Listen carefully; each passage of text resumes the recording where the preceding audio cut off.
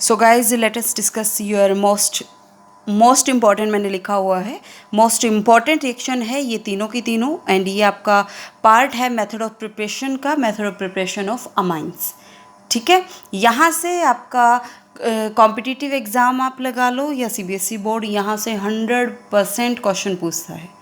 ठीक है, सो इनको अपने माइंड में रखना, श्योरिटी से रखना है, बिल्कुल भी स्किप नहीं करना है इन रिएक्शंस को। ठीक है, तो फर्स्ट रिएक्शन हम आपकी डिस्कस करते हैं, that is the ammonolysis reaction.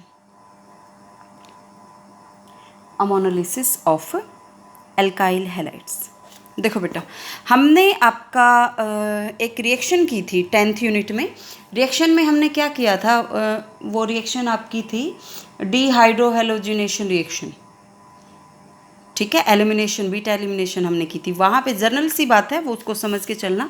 हमने क्या कहा था, हमने ये बोला था कि जब आपके पास हैलाइड्स प्रेजेंट हो एंड आपके पास कोई एक स्ट्रॉन्ग न्यूक्लियोफाइल अटैक करे, किसी भी एल्काइल हैलाइड पे स्ट्रॉन्ग न्यूक्लियोफाइल जब भी आपका अटैक करता है तो वहाँ से जो हेलोजन है वो रिप्लेस हो जाती है। मीन्स यहाँ से तो आपके बने थे एल्कीन। ठीक है, मैं आपको क्या बताना चाह रही हूँ, मैं आपको एक बात बताना चाह रही हूँ कि जब भी एल्काइल हैलाइड्स में कोई स्ट्रॉन्ग न्यूक्लियोफाइल अटैक करता है एल्काइल हैलाइड्स पे, तो जो आपके पास जो CX बॉन्ड है उसको जो क्लीव करना वो क्या हो जाता है, ईजी हो जाता है। ठीक है, इसी कंसेप्ट के ऊपर बेस्ड अमोनोलिसिस रिएक्शन है। ठीक है, यहाँ पे आपके पास क्या होता है, यहाँ पे आपका कोई भी एल्काइल या बेंजाइल हैलाइड है, लाइक RX, जर्नल बात हम कर लेते हैं। RX आपके पास कोई भी न्यूक्लियोफाइल यहाँ पे सब्स्टिट्यूशन रिएक्शन करेगा। ठीक है, यहाँ पे आप यूज़ करना है आपने अमोनिया का। अमोनिया एक्ट एज न्यूक्लियोफाइल की तरह एक्ट करेगा। ठीक है, ये जो रिएक्शन है ये आपके पास अल्कोहलिक मीडियम में होगी, अल्कोहलिक मीडियम में रिएक्शन कैरी करेगी। यहाँ पे क्या होगा, यहाँ पे आपका जो अमोनिया है वो अटैक करेगा कार्बन के ऊपर। मैंने क्या बोला है, जैसे आपका जो स्ट्रॉन्ग न्यूक्लियोफाइल है वो अटैक करता है कार्बन के ऊपर, तो जो CX बॉन्ड की क्लीवेज है वो क्या हो जाती है, ईजी हो जाती है। ठीक है, तो जैसे ही अटैक होगा यहाँ से जो हैलाइड है वो क्या हो जाएंगे, बाहर निकल जाएंगे। ठीक है, बीच में आपका एक जो सॉल्ट है वो प्रोड्यूस होगा, उसके बाद रिप्लेसमेंट होगी कम्प्लीटली। ठीक है, मीन्स यहाँ पे आपका क्या होगा, यहाँ पे रिएक्शन को एक बार थोड़ा समझना। जैसे ये अटैक करेगा तो यहाँ पे आपकी सॉल्ट की फॉर्मेशन होगी, that is NH3X negative and that carry the positive, और इसको आप बोलोगे सब्स्टिट्यूटेड अमोनियम सॉल्ट। ठीक है, अब इस सॉल्ट को जैसे ही हम ट्रीट कराएंगे बेस के साथ, स्ट्रॉन्ग बेस आपने यहाँ पे लेना है, तो जो हेलोजन है वो यहाँ से रिमूव हो जाती है एंड आपके बन जाते हैं RNH2 प्लस वाटर एंड साथ में NaX। मीन्स क्या बने आपका, अमाइंस। मैंने क्या बताया है, मैंने आपका बताया है इसी रिएक्शन को हम बोलते हैं ammonolysis reaction, which is very important reaction. Ammonolysis reaction आपके पास क्या होती है, अमोनोलिसिस रिएक्शन होती है the replacement, the process of cleavage of CX bond by ammonia molecule in the presence of alcoholic medium and strong base is known as the ammonolysis reaction। ठीक है, ये reaction आपके पास सील्ड ट्यूब में carry करती है and 373 kelvin के आसपास carry करती है। ठीक है, यहाँ पे आपके पास जो है सबसे फर्स्टली आपके पास फॉर्मेशन होती है सॉल्ट की, उसके बाद स्ट्रॉन्ग बेस के साथ रिएक्शन जब भी आप कराते हो तो अल्टीमेटली क्या बन जाते हैं, अमाइंस बन जाते हैं। ठीक है, अब इस रिएक्शन का एक बहुत बड़ा डिसएडवांटेज है, वो मैं आपको बताती हूँ। ठीक है, उस चीज़ को समझना आप। देखो, यदि आप क्या करते हो, यदि आपके पास दो कंडीशंस हैं, दो कंडीशंस क्या हैं, एक तो एक्सेस ऑफ अमोनिया एक्सेस में प्रेजेंट हो तब प्रोडक्ट आपके चेंज मीन्स डिफरेंट हो जाती हैं। एल्काइल हैलाइड एक्सेस में हो तब आपकी जो प्रोडक्ट है वो डिफरेंट हो जाते हैं। ठीक है, कहने का मीनिंग ये है कि अमोनोलिसिस रिएक्शन की जो डिसएडवांटेज है वो ये है कि ये सिर्फ प्राइमरी ही जो अमाइन है वो प्रोड्यूस नहीं करती, प्राइमरी भी करती है, सेकेंडरी भी करती है, टर्शरी भी करती है एंड साथ में क्वाटनरी क्वाटनरी अमोनियम सॉल्ट भी प्रोड्यूस करती है। कब करेगी? करेगी तब जब आपके पास जो एल्काइल हैलाइड्स हैं वो किस में प्रेजेंट हो, एक्सेस में प्रेजेंट हो। मीन्स यहाँ से प्राइमरी अमाइंस बन गया, रिएक्शन को फर्दर प्रोसीड करते हैं RNH2 लाइक RX एक्सेस में प्रेजेंट है, तो RX मॉलिक्यूल फिर से आएगा, फिर से आपका क्या बनाएगा R2NH2 मीन्स सेकेंडरी, ये प्राइमरी अमाइंस थे सेकेंडरी में कन्वर्ट हो गया। यदि ये और ज़्यादा प्रेजेंट हो तो फिर से क्या करेगा R3N करेगा, R3N मीन्स फिर से जो हाइड्रोजन है वो रिप्लेस होके क्या बनाएंगे टर्शियरी अमाइंस। रिएक्शन यहाँ पे स्टॉप नहीं होती जब RX एक्सेस में प्रेजेंट हो, ये आपका क्या बना देता है,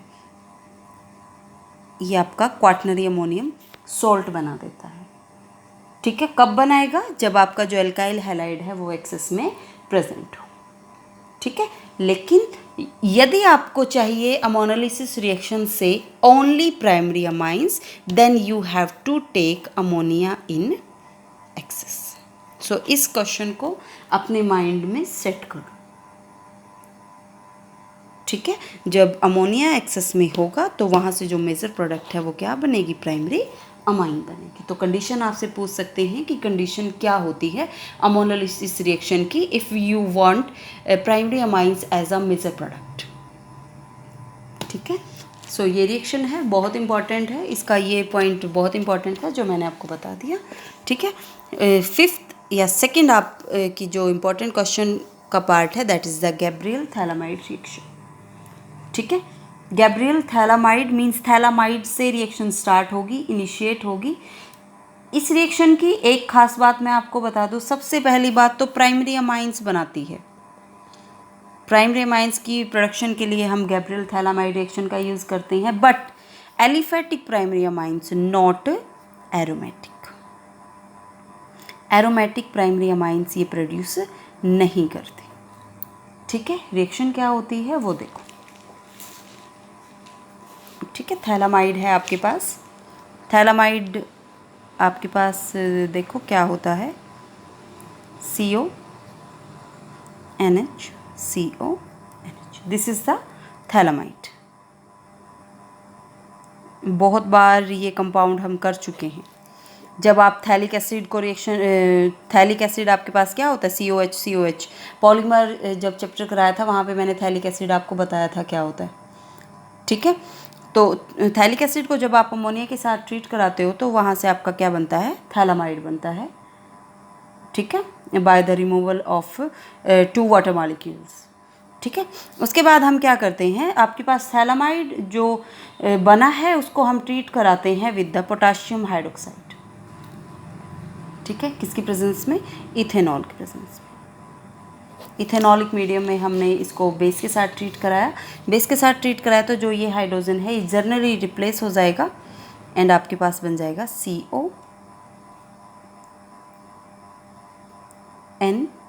पॉजिटिव N नेगेटिव। ठीक है, जिसको आप फर्दर हीट करते हो एल्काइल हैलाइड के साथ। एराइल हैलाइड नहीं होगा क्योंकि ये क्वेश्चन मैंने आपको बता दिया है कि एराइल हैलाइड में न्यूक्लियोफिलिक सब्स्टिट्यूशन रिएक्शन आपकी मुश्किल होती है, तो यहाँ पे you can't use benzene chloride या क्लोरोबेंजीन ब्रोमोबेंजीन, ये आप यूज़ नहीं कर सकते। ठीक है, ये डिसएडवांटेज इस रिएक्शन की मैंने आपको ऑलरेडी बता दी है। ठीक है, जैसे आप इसको ट्रीट कराते हो एल्काइल हैलाइड के साथ तो यहाँ पे आपकी फॉर्मेशन हो जाती है एल्काइल थैलामाइड की, मीन्स CONR।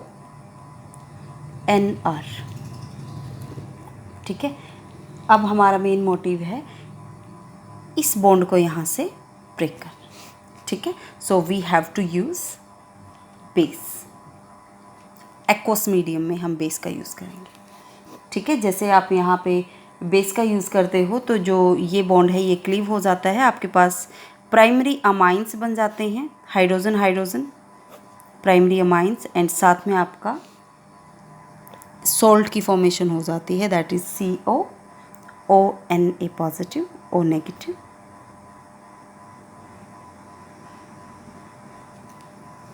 ठीक है, तो ये रिएक्शन है, ये हाइड्रोजन आपके इस ग्रुप के साथ चले जाते हैं और जो ये पार्ट है ये आपका अटैच हो जाता है थैलिक ग्रुप के साथ। ठीक है। तो ये रिएक्शन इम्पॉर्टेंट क्यों है? क्योंकि ये किसके लिए यूज़ होती है? For the preparation of primary amines, aliphatic primary amines. ठीक है, सो इम्पॉर्टेंट है, याद रखना। कॉम्पिटिटिव एग्ज़ाम में आपका क्वेश्चन आ जाता है यहाँ से। नेक्स्ट हम आपकी डिस्कस करते हैं Hofmann degradation reaction. 6th reaction आपकी मेथड ऑफ प्रिपरेशन में है हॉफमैन ब्रोमाइड डिग्रेडेशन रिएक्शन। ठीक है, ये भी आपका एक मेथड ऑफ प्रिपरेशन है। डिग्रेड का मीनिंग हो जाता है मीन्स जो कार्बन चेन है वो आपकी डिक्रीज हो जाती है। ठीक है, बनेगी, ये भी किसके लिए इंपॉर्टेंट है? For the preparation of primary amines. ठीक है, रिएक्शन आपके पास क्या होती है? आपके पास होते हैं amides. When you treat amide with the bromine in the presence of aqueous भी हो सकता है एंड इथेनॉलिक भी हो सकता है, सोडियम हाइड्रोक्साइड आप ट्रीट कराते हो सोडियम हाइड्रोक्साइड के साथ, तो वहाँ से आपका जो ये ग्रुप है ये क्या हो जाता है? रिमूव हो जाता है। फॉर्मेशन होती है RnH2 प्लस Na2CO3, ये आपके साथ में निकल जाते हैं साइड प्रोडक्ट्स एंड आपके पास क्या बन जाते हैं? Primary amines.